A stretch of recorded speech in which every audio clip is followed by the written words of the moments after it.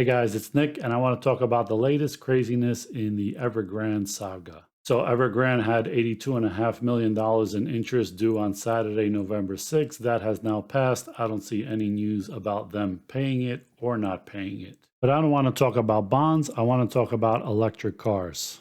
There was a story about 2 weeks ago that had Evergrande stock jump because the founder, Hui Ka Yan, said that he was going to focus on Evergrande's main business, real estate, and not be distracted by these other businesses like the soccer club, the bottled water, and the electric cars. So that sounds sensible that they're focusing on their main business. So Hui Ka Yan said that it would make its new electric vehicle venture its primary business instead of property within 10 years, cheered investors on Monday. Wait, what? Yeah, that's correct. He's saying that he is going to focus on electric vehicles as the future of Evergrande and not the real estate company. And the craziest part is that the stock went up on that news. So he went on to say that they're going to focus on the electric vehicles and that property sales are going to decline over the next 10 years from the $109 billion that they were last year to about $31 billion 10 years from now. And somehow he thinks he's going to make up the difference in declining property sales with selling EVs and beating Tesla at the EV market. So I'm going to talk about the Evergrande EV company and talk about two of the possible reasons that they may be doing this other than that they really want to be in electric vehicles. And I'm also going to talk about how Evergrande electric vehicles compare to the 400 or so other electric vehicle companies in China. Long story short, Evergrande EV company has more in common with Nikola Motors than it has with Tesla Motors.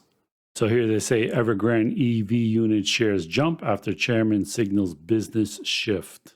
And this analyst said the business shift makes sense given Beijing's growing support for EVs and its increasing tightening of the frothy real estate sector. Cheng said it was unclear how it would affect the company's planned disposals, including stakes in the EV unit. So they're focusing on EV while they're trying to dump their EV unit. And Evergrande's new vehicle business, founded in 2019, was actually their health business, which they changed over to an EV company. And so they have yet to reveal a production model or sell a single vehicle.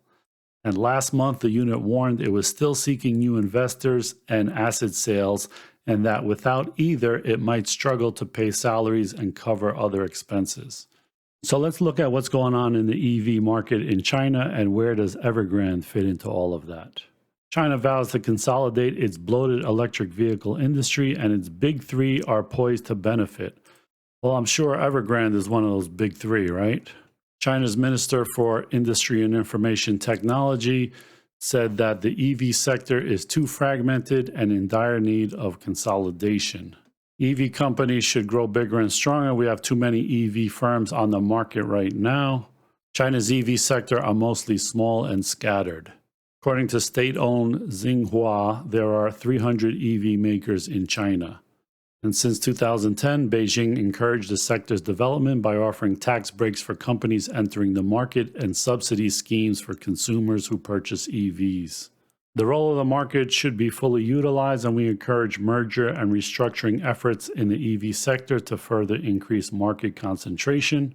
So regulators plan to address the issue of too many underutilized suppliers by setting minimum production capacity utilization rates for EV manufacturers on a per province basis. If capacity utilization in a province falls below a set threshold, Beijing will prohibit the local government from greenlighting new production facilities until firms close the shortfall.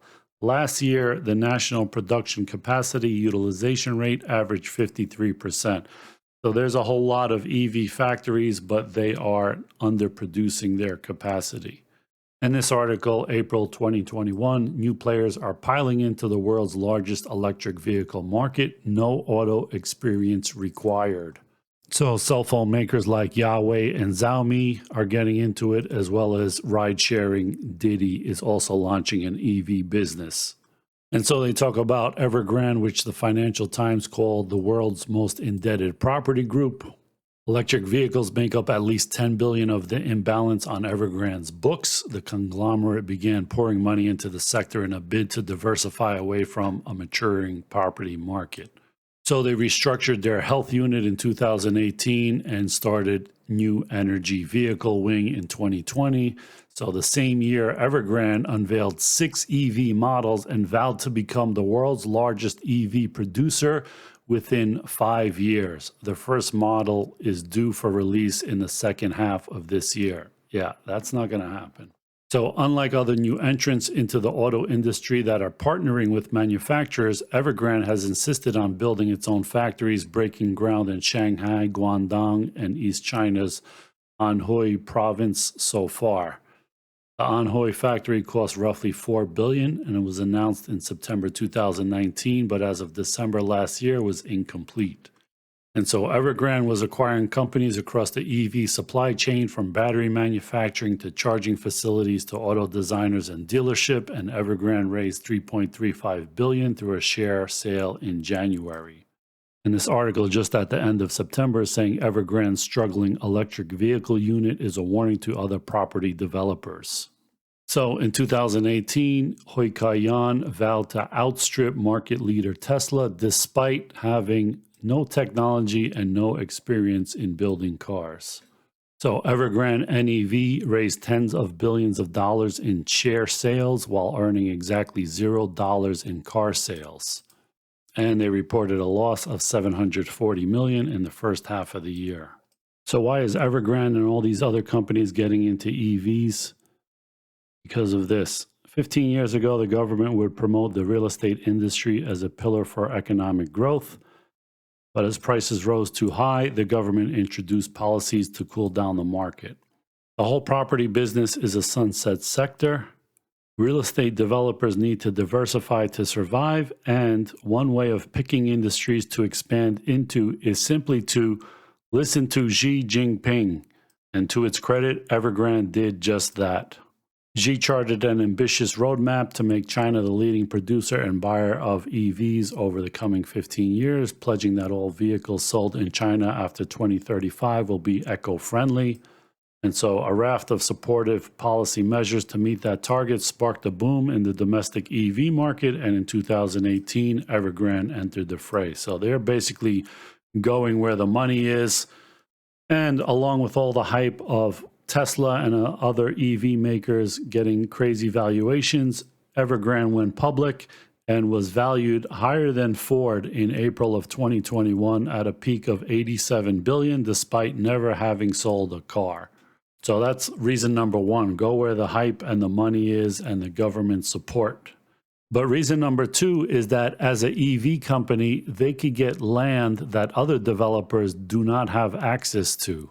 So officially, Evergrande said that it could bundle EVs and homes together, build EV charging stations into residential car parks, and incentivize buyers with offers of free or discounted charging.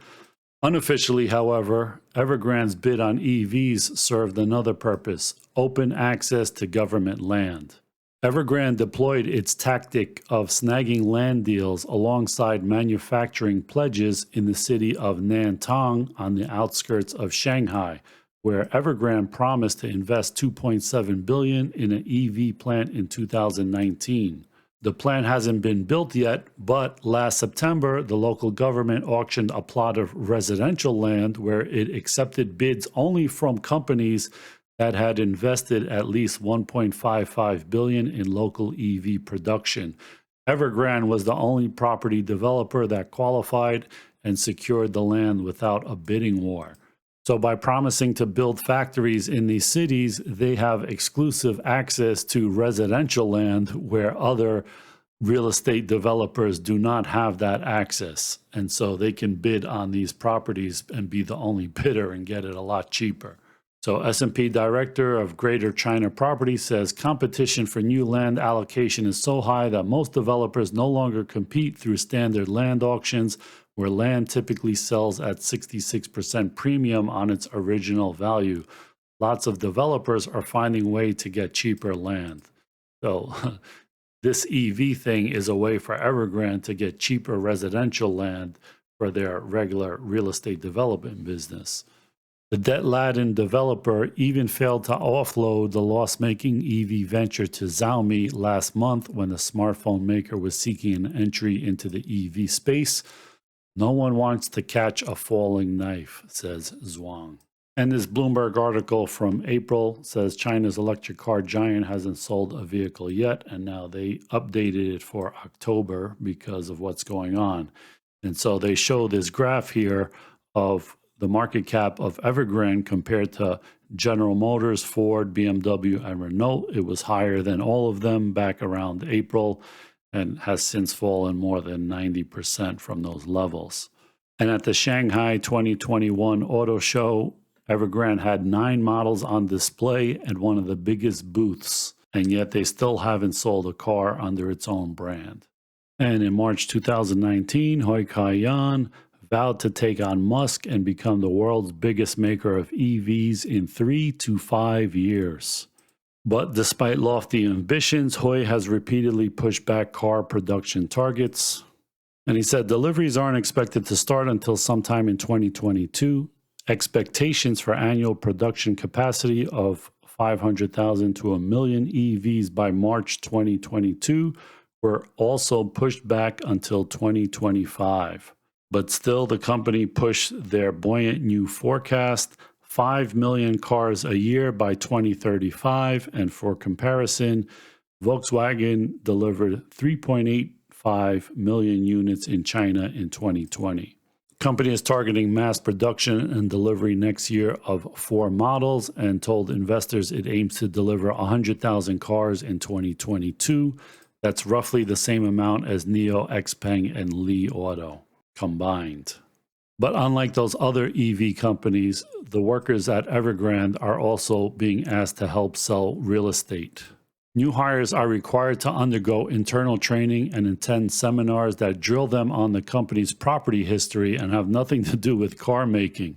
In addition, employees from all departments, from production line workers to back office staff, are encouraged to promote the sale of apartments, whether through posting ads on social media or bringing relatives and friends along to sales centers to make them appear busy. Managerial level staff even have their performance bonuses tied to such endeavors, people familiar with the measure said. Meanwhile, the ambitious targets have Evergrande turning to outsourcing and skipping procedures seen as normal practice in the industry. Evergrande has contracted most of the design and R&D of its cars to overseas suppliers. Contracting out the majority of design and engineering work is an unusual approach for a company wanting to achieve such scale. One of those companies is Canada's Magna International Inc., which is leading the development of the Hengqi 1 and 3. Evergrande also teamed with Chinese tech giants Tencent and Baidu to develop a software system for the Hengqi range.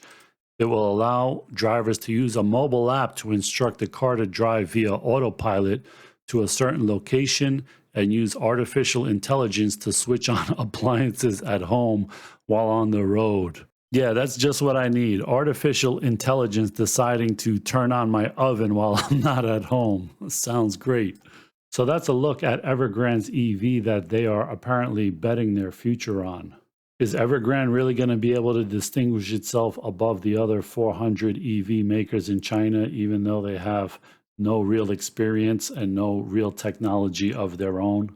On top of that, the founder of Evergrande is older. I don't think he has the fire in his belly to start a whole new industry and really give it his all. It seems like he's just trying to follow the money of whatever the new industry is and whatever the industry that the government is going to support going forward. So if the government was going to go big into biotech, you would probably hear that Evergrande is turning off their EV company and turning it into a biotech company or something. So all of these ambitious EV plans for the future may not even matter. Evergrande may not be around much longer in its current form if it can't pay off all the huge debt that it has coming due in the next year or so. So do you think it's a smart idea for Evergrande to bet their company's future on the EV company? Or is the EV company, the soccer team, the water bottle company, and the amusement park company just distractions from Evergrande's main focus? Let me know what you think in the comments below. If you like this video, hit the thumbs up and I'll see you on the next one. Thanks for watching, guys.